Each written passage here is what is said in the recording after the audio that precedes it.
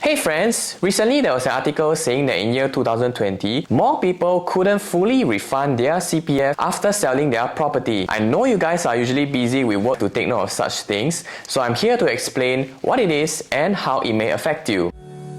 So as you can see from this article, more people were unable to fully refund their CPF with accrued interest used after selling their house. This is in spite of the property market going higher. What it means is that whatever CPF you have used for the property, together with its accrued interest, plus any outstanding loan, is still more than your eventual selling price. Typically, the CPF used consists of your CPF down payment, housing grants, payment for stamp duties, and your monthly installments if you use CPF. Every year, this accumulated sum will have a compound interest of 2.5%. One thing to take note is that even though you have fully paid up for your property, as long as you have used any CPF at all for this house, it will still incur interest indefinitely for that property. The point of view is that if you have not used these CPF funds for your house, it would have still earned interest in your CPF OA. This will form part of your retirement account and it will affect your CPF life payouts eventually. If you own a property, do take a periodic check every 2 to 3 years to see how much CPF and accrued interest you have used for this property together with your spouses. Add that with the housing loan and compare it with the recent market transacted prices for property financial check.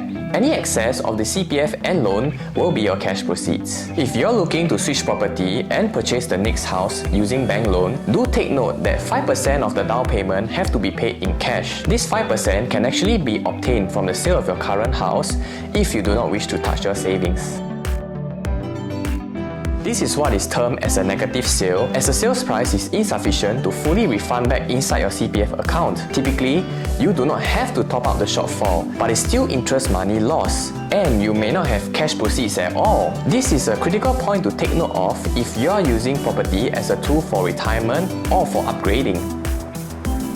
This happens because the growth of your property price is still lesser than the CPF annual interest rate of 2.5%. And do take note that if you are using grants to purchase the house, that will fall under the component of CPF and accrued interest as well. Do you know that you can actually better control how much CPF you want to use for the down payment of the house if you are taking a bank loan? This is contrary to HDB loan, where a majority of your CPF has to use to down pay for the house. At the current moment, the bank interest rates are also lower than HDB loan's interest rate of 2.6%. If you can switch to a bank loan, this will help you by lowering the monthly installment as well.